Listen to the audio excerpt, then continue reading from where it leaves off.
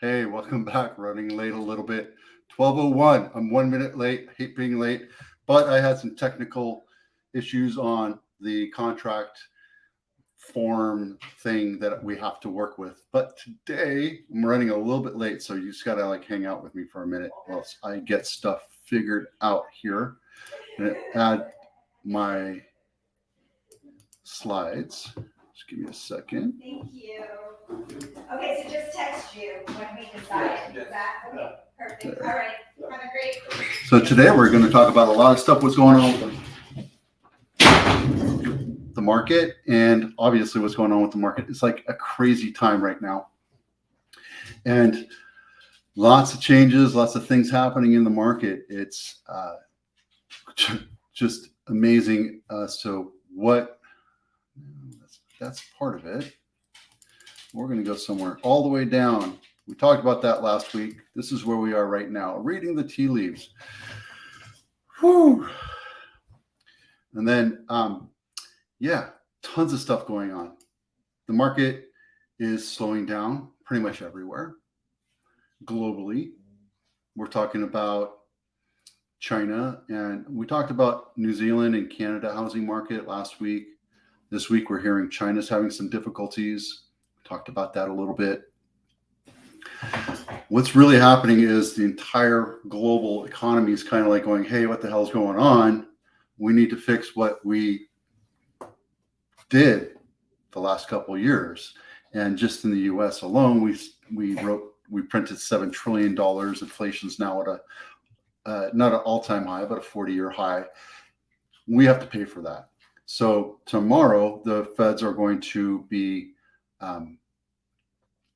testifying and telling us how much more the rate's going to be. And we're going to talk about that as well. Some real quick housekeeping. I went to my 35th reunion, my high school reunion, and it was great catching up with people. I saw guys that I used to hang out with, get into trouble with. It was just really fun, really great catching up. Just, I wish we could do that once a year, but, like every 5 years, that's cool, but that was awesome. This recording and all the other recordings that I've ever done, the live recordings, as well as some of the foundational videos that I do, are all on the podcast. So I have San Jose or Silicon Valley Living as a channel on YouTube, but, not everybody wants to sit here during lunch and watch me talk. So instead, I'm giving you an option that you can hear me talk on your way to work, on your way home from work, or if you're walking during lunch, there's a great option for you. Last month, I think it was Mental Health Awareness Month. And this last week, we introduced 988 as a suicide prevention helpline. And I know this is not a laughing matter. This is serious. I'm getting the word out. Everybody has mental health issues one time or another, from varying degrees, from just, being depressed to massive depression to psychotic events to what have you. And, I make light of some things with some characters and some celebrities, etc. But at the same time, serious is as serious does. 988 will save some people's lives. And if I tell somebody and one of you hear this, and you dial 988, I feel like it helped you save your life. Anyway, there you go. REWTF. One of the things that we talked about at the class reunion was like, oh yeah, you do REWTF on Facebook. It seems to be a really fun thing. Apparently my dog doesn't think it's that funny, but she can hang. If you're on Facebook, type that in, REWTF, and you will see just a library of funny things that go on. So do that after the video. Tax reduction. I'm saying this a lot as another public announcement. This little card right here, you're going to get this in different counties as well. This is Santa Clara County. If you're a homeowner and you see your values plummeting below what your assessed value is, let me know. I'll get you a mini CMA or a little broker price opinion to justify that values have gone down, and you can save. There's a law in almost every county that I know of, that if your values go down below your assessed value, you can reduce your property tax temporarily until market comes back. And this is good for many, many reasons, right? So like in Texas and, you know, other not just Texas, other states don't have Proposition 13. So our values go up 15% every year. Well, with Proposition 13, it's stuck at 2% increase no matter what, right? Well, if it's less than 1% or 2%, then it'll go 1.5 or what have you.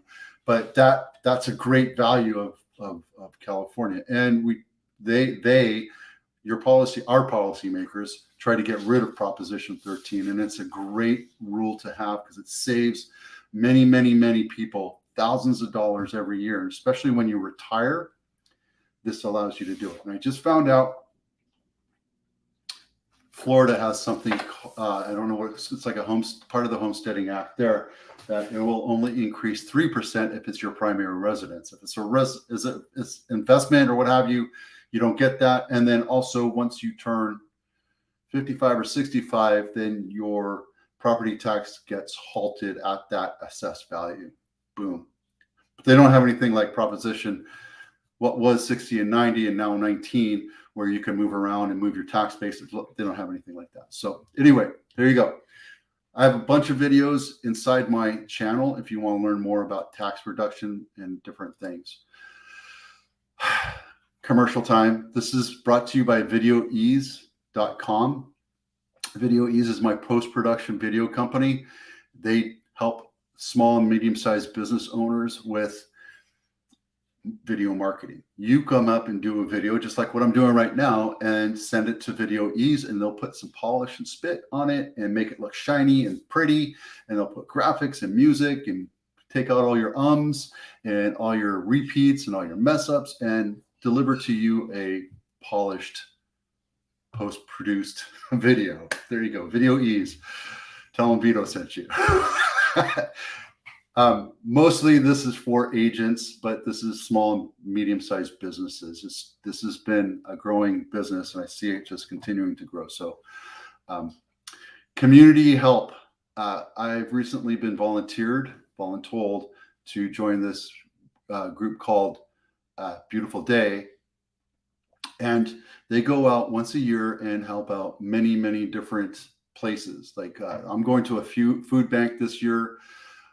There's a halfway house. There's people that are older that can't take care of their house. And this group raises money and they get volunteers and they go out and repair and fix different things. So what I'm doing at the food bank, not me personally, but probably like 200 people, we're going to get together and build shelves, build a shed, paint, move a mural, do some landscaping. And it's just a great way to help make our community better. So if you're interested in learning about it, text me, DM me, call me. I'll get you in touch with the right people. There you go. Okay, on to the show. I have one of my viewers asking me while I'm talking to send me information. I will, Jill. I will. Okay, so buyers are in the driver's seat. And you can say, Vito, you're full of crap. I have the numbers right here. I'm going to show you real quick where we are with this. This is where we kind of go in and talk about the numbers.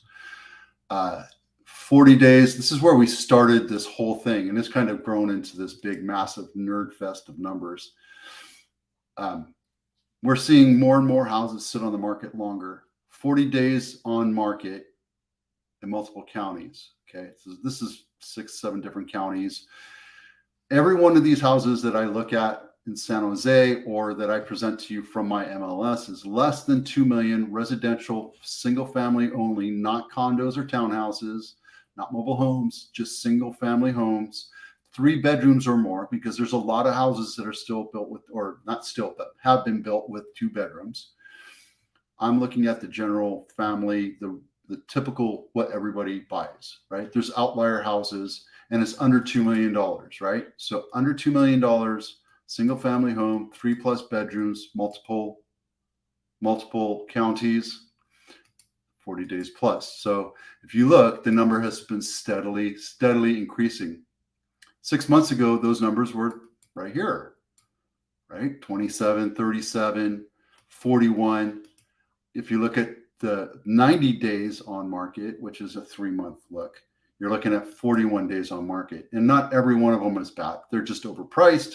There's one that I looked at today. I want to see if you can see this. This one right here is a beautiful house, right? It's in Santa Clara City. It's a beautiful house. It's really well done. It's a flip, I'll tell you that. And you know what my thoughts on flips.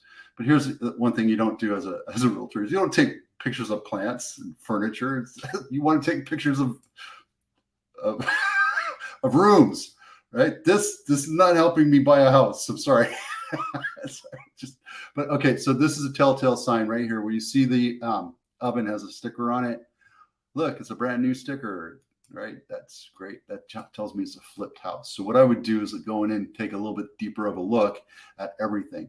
And you can see if this next picture, they didn't put the fancy 6-panel or even 2-panel doors. They have original door handles on it, which is okay. But when you're flipping a house, you want everything to be dialed in and perfect because you're asking for a premium. You're putting money into this. Like, who cares about a fixture, guys? Nobody wants to see that. You got this at Home Depot on sale. Great. That's, nobody cares. What I do look at in these pictures, though, freaking plant. Here, right by the bathroom, see the door casing? You can see that it wasn't done exactly right. Those little tiny things would drive me nuts. Right? This tub right here, right next to this IKEA sink, there's a little chip. That's $10 of ceramic paint. You could have touched that up, it would have been fixed, no problem. So anyway, problem is, they're asking a premium for a house. It's 1,080 square feet, and they're still asking for 1.4. They've missed the market, right? They missed the market by, I can tell you, it's been sitting there for 63 days now, right? Right now, buyers are in the driver's seat. I've said this before. There we go. We're going to go back to this one. Buyers are in the driver's seat. I just got a call from this listing agent for San Juan example that I spoke about multiple times over the last 3 weeks. We came in lower and they said no, and they finally came back to us and said you can come back up a little bit and this and that. Last minute they came back and said we're motivated again. We want you to buy the house. I'm like, okay, well, my buyers are on the fence. I don't know if they're going to do it. So here's the thing: my buyers are probably going to come in $100,000 less than what they originally asked for. And that's the way the market is. The longer you sit on market, the harder it is to sell your house at that price, period. And what we're also going to see is when you go back to those numbers, those needs versus wants. If you want to sell your house, understand you're not going to get top dollar right now. We've missed the market. That was March, April timeframe. If you need to sell your house, you absolutely need to sell your house. I understand. If you need to buy a house right now, that's when you can get good deals, right? Wishful sellers will exit the market. And my investment mentor says this: wishful sellers, right? People that say my house is worth $300,000 more than what it really is, because I don't determine the price and the seller doesn't determine the price. The buyers determine the price, right? Because the buyers will not buy something if they know they can get it for cheaper, right? If they want to buy a $1.5 million house and they know they can buy it for 1.5, they're certainly not going to spend 1.7, right? I actually sold my other listing yesterday, and just to prove the point, we went into contract way below list price. It's been sitting on market 46 days. And it is what it is. I tried to go back and negotiate. They're like, nope, take it or leave it. And my seller relented. So another lender bites the dust, non-QM. We talked about this during Rate Talk. Not very many people are listening to Rate Talk, so I think we're going to have to do something different with that. That's a non-QM or non-qualified mortgage lender. Back in the day, back in 2008, we had subprime lenders, that lender type, that kind of loan has morphed into non-QM. It's not as drastic or as risky anymore. They qualify the loan on the house and the potential income that it makes. And if you're a non-W2 earner, meaning you own a small company, that's what these non-QMs are for. They're a little bit more risky. They're not as risky as subprime. They're not the conventional loans like B of A and Wells Fargo and all those other guys, or brokers. Brokers can have access to these guys, but Sprout went out of business and they're screwing a lot of people over. They're screwing their employees, their investors, all sorts of stuff. So there's going to be a long drag out about that. I might even have like a 5-10 minute live on this. This next one. Yeah, there you go. I'm calling it now. It's much harder to sell a house, right? Back in the day, you can pretty much put a for sale sign up and you're going to have people begging to sell your house. It's today when it takes extra energy and knowledge and experience for somebody to close the deal, not get into contract. Anybody can get their house into contract. It's keeping the deals together and keeping the momentum going and make sure we close on time and make sure that we identify hiccups before they happen. Communication is essential between the two agents and the buyer and seller. We have to keep that flow going back immediately, because when you have bad agents or agents that are not experienced, they're going to get frustrated and disappear, and that's going to make your life a whole lot worse. So when you do choose an agent, choose one that's experienced and has been through the situation a few times before. So I don't know if you can see that, but yeah, it's very, very true. You know, these new agents are saying, hey, this is only going to be a couple months. This problem's not going to go away. You should still buy. You should still sell. I think it's going to be a little bit more than that. Oh yeah, this next one. So if you are in the position to buy, be prepared now. Get prepared. Go talk to your lender, talk to your agent, get ready to buy. Because I think what we're going to see is a lot of turmoil in the market. And we're going to go over that in a few minutes. I sent this out a while back on Facebook and all my social channels. What's the number one thing you want to ask a realtor before you hire them? Now, a lot of people wrote back and said, oh, I want to see their experience, how many houses they sold, what's their marketing plan, what's this? Absolutely. You have to have all that dialed in, right? I mean, if you're a professional and you're a professional buyer at a company, you need to know every step of what you have to do every day. And you have to be able to communicate that, right? The same thing with your realtor, same thing with your agent. If you're like, yeah, I just put the sign out and we'll just do a couple open houses, that's great. There's other things that you have to do to make sure that transaction closes. So the number one thing you want to ask your seller, I don't know if I can do that here. I can't do it. I'm going to have to go old school. Go back to here. Where is it? Right here. Hopefully you can see this. The number one thing you ask your realtor before you hire, drum roll please, do you rent or own? Do you rent or own a house? And that is huge, guys. I was told a long, long time ago that if you sold pans and pots and pans, you better own those pots and pans, because you know the good things and the bad things and all the difficult, the little tiny details about it, but you can actually passionately talk about the whole thing about pots and pans.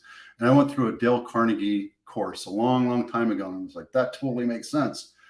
It's the same thing with hiring a realtor. If you hire a realtor and they rent, they don't understand the process that you're going through. They don't understand the mental turmoil that you're going to go through. You know, part of being a realtor is kind of like being a bartender or a psychologist. You have to kind of listen and hear and understand and digest and offer options, right? Because you're a guide. You're there to help them understand the process. And when you have somebody that rents a house and has never owned a house that has a license, great. But somebody that owns a house and understands the buying process, the pain of owning a house, the fact that you have to have people come through your house and fix it if you don't have time or you don't know how, or you do it yourself, right? I've lived here for 19 years and I've done so much more to this house. So I have that empathy for homeowners. I understand the process, and selling the house too. I've sold houses. I'm the worst home seller in the world, by the way. So I sold a couple of my investments. And I swear that lady never wants to talk to me again. But I feel the empathy, right? So make sure that when you hire somebody that they own a house, big, huge one. I also have this, and the link's going to be in the description. If you're thinking about moving to San Jose or the Santa Clara County or Silicon Valley, this video will give you an idea of the different options you have of living in Santa Clara County. Because San Jose, while it's a huge, huge town, might not be the perfect solution for everybody moving here. You know, you have different cities. I think there's 10 other cities in Santa Clara County. So watch that. Headlines. Powell, Chairman Fed Chairman, says we're looking at 0.75. I think it's going to go up to 1. And here's a problem. Back in the 70s, when we saw massive inflation, we saw 52% inflation. Rates went sky high. It was like 10, 18%. It was just crazy. What they did is they pulled the Band-Aid off. They pulled the Band-Aid off and as quickly as possible and just got done with it, right? What we're seeing now is we're inching up, inching up, inching up, inching up. And that's just going to stoke the fire a little bit more. And I think a lot more people are going to hurt for a lot longer if they just continue doing what they're doing, which is inch up the rates a little bit at a time. I think if they just pumped up the volume and got the rates up and slowed down this economy and slowed down the inflation like we really need to have happen, it would be done in a matter of a couple months. And yes, it would be hurtful. It would be painful, and everybody would be coming out of pocket and trying to figure out what their next moves are. But we would solve this solution a lot faster. So I think it's going to be at least 1%. I'm not a crystal ball. I'm not an expert. I mean, I'm definitely not an expert, but I see the tea leaves, right? And that's what this whole thing is about. The other thing that we're starting to see more talk about is money laundering. And this is something that was in our faces back in 2008. We were having a lot of foreign investors come through. And now we have this document stating we have to declare that you're a resident or a U.S. citizen or a legal corporation to be able to track the money where it goes in case we figure it out. But there's still ways of laundering money through real estate, and it's still happening. And I think this has really helped keep the economy, the real estate market afloat, especially in hot markets like San Jose, Santa Clara, Seattle, the coast cities, that kind of thing. I think we're going to start seeing more stuff about laundering. They do it all over the world. It's a normal thing. But if you're going to invest in the U.S. market, great way to filter money through is through real estate. New Jersey, Illinois, and California has the highest concentration of vulnerable housing markets. I want to say, we saw this one right here. This is where I said 52%. We're seeing 17% increase right now, or inflation. I thought it was 9.1, but I don't know. That's what this number is saying, right? This is Volcker. He's back in the 70s. This is what we're talking about, right? We have multiple cities, and these numbers aren't going up the way we're seeing it right yet, but I think it's going to happen in the next couple months, right? If we look here, we look at REOs, bank-owned properties. REOs is real estate owned. It's just a code that banks use to identify homes that they have to foreclose on.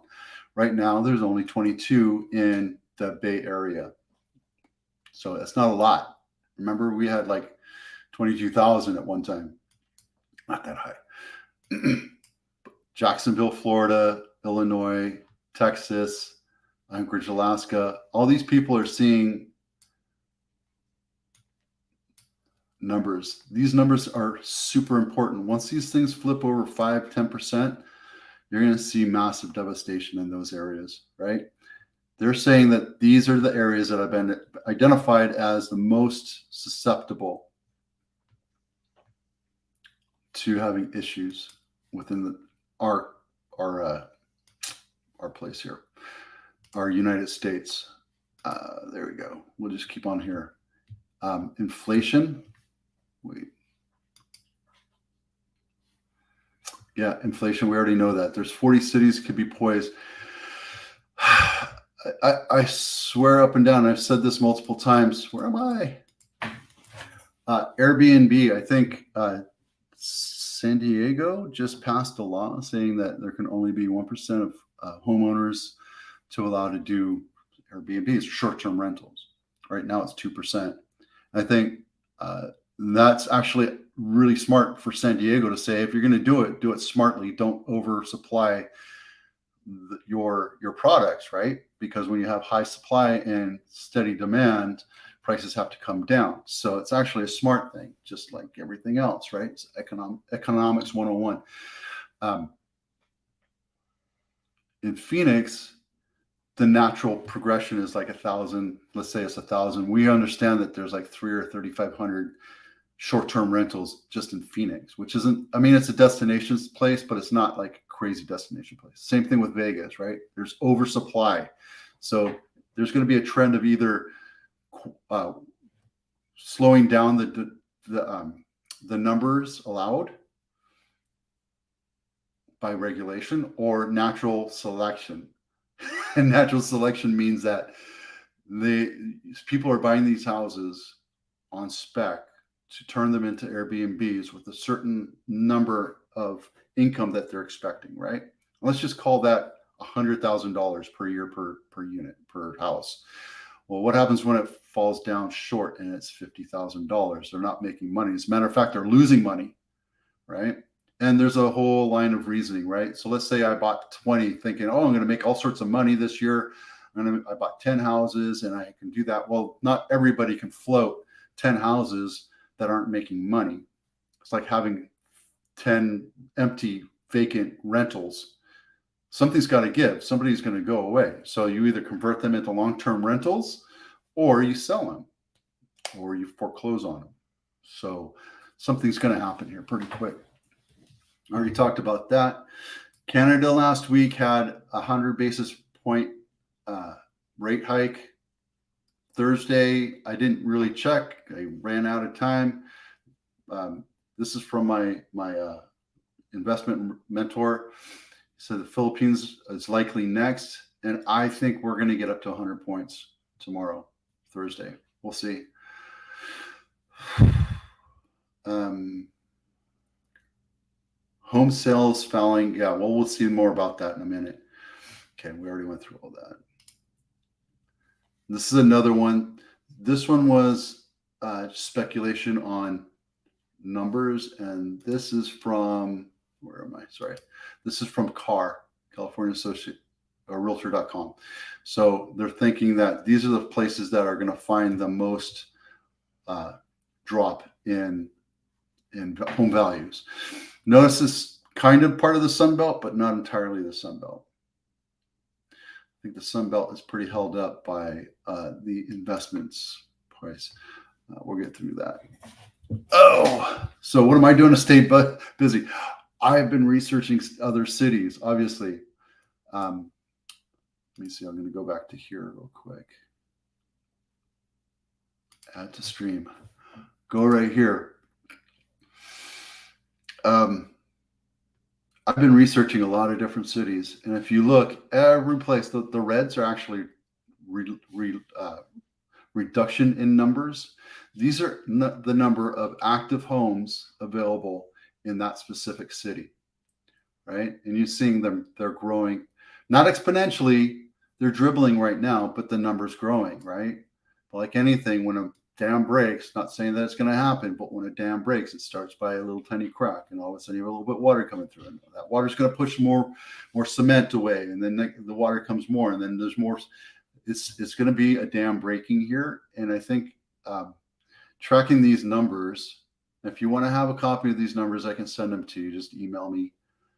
But I will put you on my email list. But these numbers are going to continue to grow. I just saw Jacksonville, I think, in here in this one article here. So I just added that. I'll be adding more as we go along. We're not seeing crazy numbers, outliers. We had one outlier here. That was just, I don't know what happened there. Average sales price. Everybody's saying that pricing is going up. Everybody's saying that prices maintaining or going up. The median sales price. Maybe overall, right? Maybe overall, if you look at the numbers all throughout the United States, because there's always going to be hot markets and cold markets. San Jose is kind of cooling right now. It's just a normal progression. I think all of the Bay Area, if I did numbers like this every week on all of the cities, all the areas throughout the, not just Silicon Valley, but the entire Bay Area, you would see there's going to be a couple hot pockets, right? Like San Mateo, Redwood City's probably still hot, Palo Alto, Cupertino's probably still hot, but where the average Americans living, the average, worker, we have a lot of engineers here. I think they're just going to like chill out. They're not really ready to sell. And remember this number here, this is the sold price. These are the sold prices, right? This is 30 days back on average. So when these closed this week, this last 7 days, they got in a contract this week. That's about a week or two after the rates went up. So now all of a sudden you see prices cooling.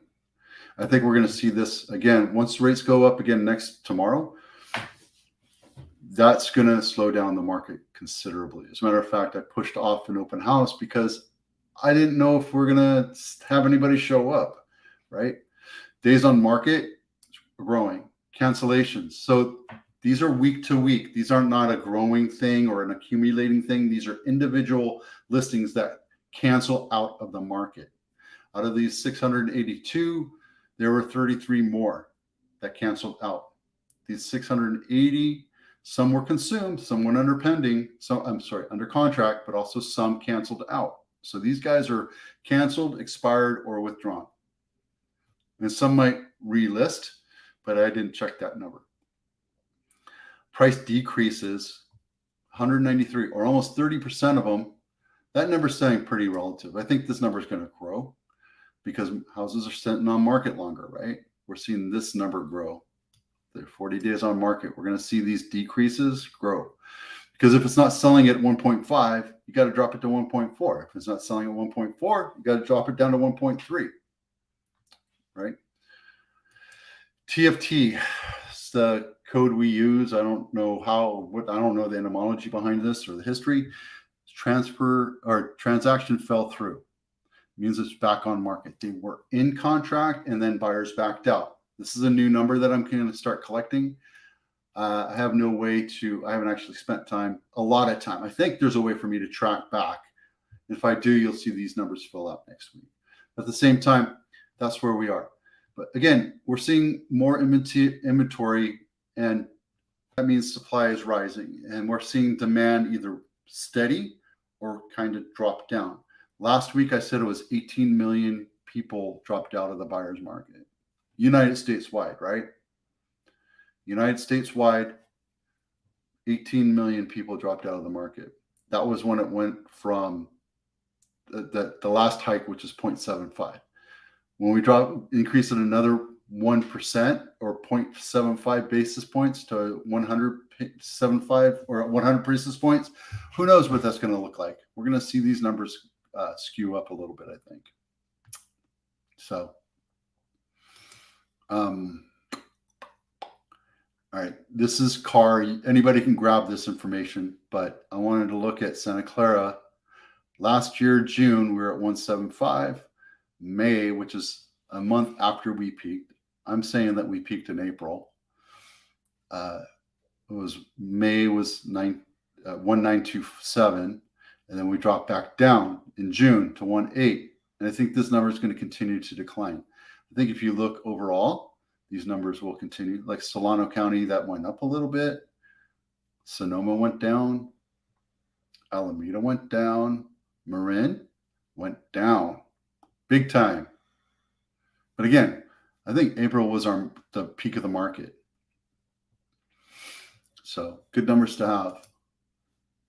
That's that fraud. Let's see what else we can look at. We already looked at that. We already talked about that. Yeah, that's it. Oh, this is a fun thing. Consumerfinance.gov data research. If you want this link, you can see the 30 to 90 day delinquents for homes. It's actually quite interesting. So I'm just playing around with it right now. I'll learn more. Let's see. Yeah, that's it. Oh, I talked about this last week as well. Tipping points, right? Last time, 2008. We also had a little trickle in 2018, but 2008, we had the housing crisis because we had toxic loans, and we also had automotive industry almost failing us, right? So we had banks failing and automotive industry failing, right? So we're seeing that again. We're seeing that a lot again, right? So a tipping point here for housing is we have renters, typical American, has less than $2,500 in savings, right? So if inflation goes crazy high, I don't know, and they lose their job, who knows, right?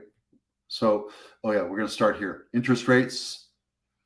When interest rates go up, it slows spending because your mortgage, your credit card, your cars, everything goes up. The cost of borrowing money goes up. Even though right now we're like at 5.5%, 6%, that's not bad. But if it goes up to 10%, it's going to go crazy, right? It means lower commodity sales. That means less gas sales, less food sales, even though those are necessary. You're also not getting clothes. You're not going out to the movies. You're not buying fun things. You're not going on vacations. So that means less sales. It means lower stock. And you know what's going on with crypto. So that's proof right there. When lower stocks happen, it equals lower pay, more layoffs. So tipping point for that is renters. They'll probably get the shaft. They're going to have to move back in with their parents, right? That kind of stuff happens. Owners, if they're over leveraged, and I'm not talking about everybody because there's a big portion of people that have paid off their mortgages, right? Not saying like everybody, but there's a portion of people that have paid off their mortgages. There's other people that are very comfortable. Even if they got laid off, they've saved and they're ready to outlast 6 months to 2 years in case something happens, tragic happens, right? They're done.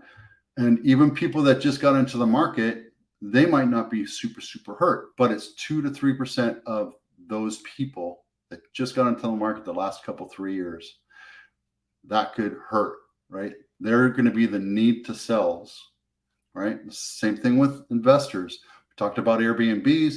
There's going to be a lot of other buyers or investors that have over leveraged themselves. They didn't know what they were doing. They didn't do it conservatively. They just went balls to the wall, and all of a sudden, now half of their renters are unemployed and they vacate their units. And guess what? And again, not everybody. Let's just call it 100 people out there in the entire United States that have it. Only 1 to 3 of them are going to have trouble, right? But I'm saying that that's enough to knock our market, the real estate market, off kilter enough to where you see a huge deflation. And what I mean by huge deflation, it could be 5%, it could be 25%, it could be different numbers all around the United States, but it could be newsworthy. It's the same thing with automotive. Automotive, we're seeing subprime defaults increase, right?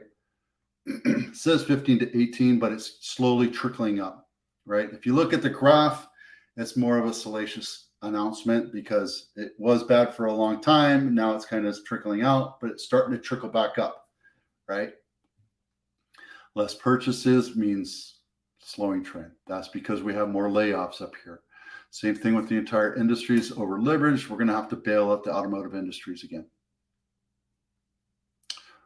Same thing with credit cards. They're doing really well right now, but extra spending goes down, commodity spending, this big, huge house of cards right here. The supply logistics is leveling out. Right now, we have massive demand on supply chain, and something's happening where we're not getting the supplies that we need to the people. And that's been a huge issue for the last couple of years. So I haven't really looked into healthcare, but I think that's going to be another tipping point. It's just a guess. So if you have any information on the healthcare industry, the health of the healthcare industry, the health of the healthcare industry. Okay. Let me know. Okay. All right. That was 40 minutes, guys. I talked for 40 minutes. My wife goes, "What's wrong? You never talk." Because that's all in my head. And I hope this is informative. If you have comments, let me know. I'll respond to you. Send it in the little chat down below or the little comment section down below. This is on YouTube, on Facebook, on LinkedIn every Wednesday. Tell your friends, share it. I'm happy to entertain any other ideas that you might have, any thoughts, any fears, or if you want me to do some research on something. I'm not promising I'm going to do it, but let me know. If you're an agent and you have more information on your area, let me know. Let's jump on a bit live like this. I'd love to do a live talk where people can listen to us and talk about what's going on in your area compared to my area, right? It just helps everybody. All right. 42 minutes. All right, guys. That's it for me. I'll see you next week. Thanks for watching. I'm Vito Scarnecchio with Compass. We'll see you out there.